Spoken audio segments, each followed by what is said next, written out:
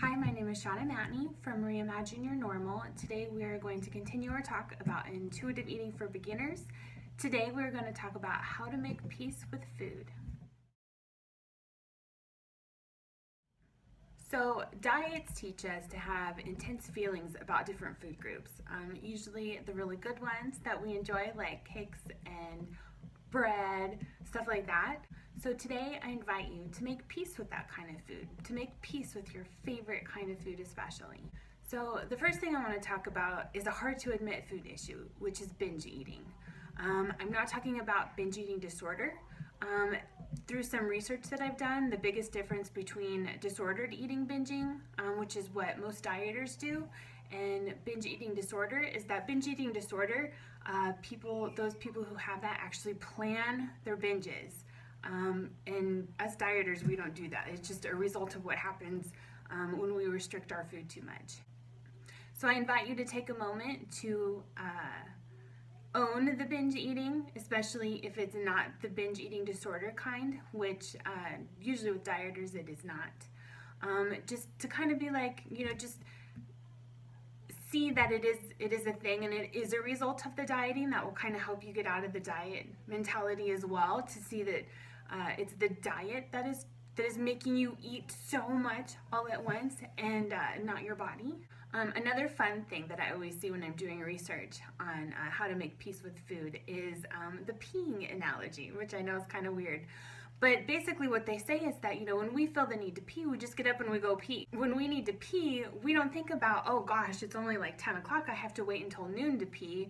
I can't pee this early. Or like when we're peeing, we don't like start peeing and then stop and be like, oh, I've peed too much already, I can't keep peeing, I'm not supposed to, right? That is like really silly. So the way that I try and think about it and help with my diet brain is to insert the word peeing into where I would put food. So like, instead of saying, oh, I really shouldn't eat this dessert because I've already had like my 4 meals today, instead be like, oh, I really shouldn't pee again even though I really need to pee because I've already peed 3 times today. Like, it's really silly. So we're going to talk about trusting your hunger again, because really at the root of all these 10 principles that I'll be going through, hunger is the driving force of all of it. Because as dieters, we get told and we get taught how to ignore our hunger cues and suppress our hunger. And so it's so important to get back in touch with that.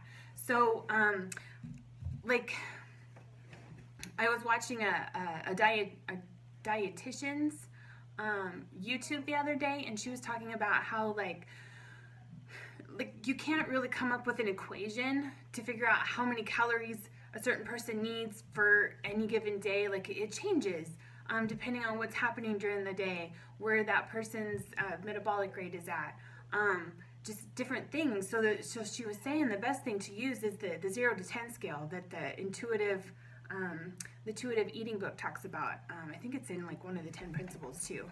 But it's a scale from 0 to 10, with 0 meaning you are famished and 10 meaning you are uncomfortably stuffed. And what she was saying is that you want to try and be around a 3 to a 4 is about the time that you start feeling hungry. She said start eating then. Don't wait until you're at a 0 or a 1 where you are absolutely starving. Like, that is the wrong place to be. And for me, like that was the only time I ever noticed my hunger. I totally ignored it before then. Because when you're at a 3 or a 4, it is easier to pick the right kind of food to eat, and it is easier to get to a 6 or a 7, which is where you're comfortably full. The further you go out on the scale from 0 to 1, the more you're gonna hit the closer to 10 on the overly full scale. It's just kind of how it works. That's how binge eating works too. We restrict ourselves all day, that when we finally get around it, or we finally give in, we're at the 0, so we go all the way up to the 10, and that's when we're uncomfortable, and it's just a miserable place to be. The other reason we're talking about hunger again and making peace with food is because how we eat is so much more important right now than what we eat. As dieters, we have been restricted for so long that what we eat, we really just need the freedom of that, and we need to focus more on how.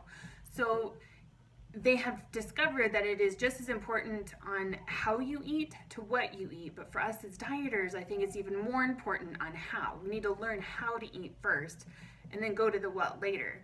Because if you're eating properly, if you're eating where you're listening to your hunger cues and you're eating till full, till comfortably full and not overeating, your weight will balance out. You will eat less calories than when you're on your dieting, when you're binge eating or whatever, like that horrible cycle. So just trust that how you are eating is more important right now than what. So if you're eating, like last night, okay, last night is a good example. I took Sadie to Horses, and we stopped at Quick Trip, and I got a pizza. I got a piece of pizza, I got a soda, and I got a donut. Because right now I am being free with my food. And what happened is in the past, I would have eaten the whole pizza, which was a huge Quick Trip pizza. I would have eaten all the donut and drank all the soda. But what happened is I got maybe half of the pizza done. I don't even think I ate half of it. And I had like a couple bites of my donut, and then I put it to the side.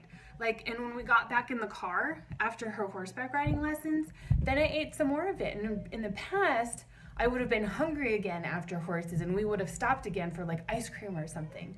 So for me, that was huge. It was the how I was eating it. It didn't matter that it was pizza and a donut. I didn't even finish it. It was the fact that I was paying attention to how I was eating, and it has made a huge difference. Like, I've actually lost a couple pounds following this intuitive eating, which is very interesting to me. But another thing is that you'll find that when you're in that 3 to 4 range, you are more likely to pick the healthier options. Even though right now I'm kind of in that rebel mode where, yes, I'm focusing on how to eat, and I'm eating a lot of stuff that like I typically shouldn't eat, like pizza and donuts. But like for me,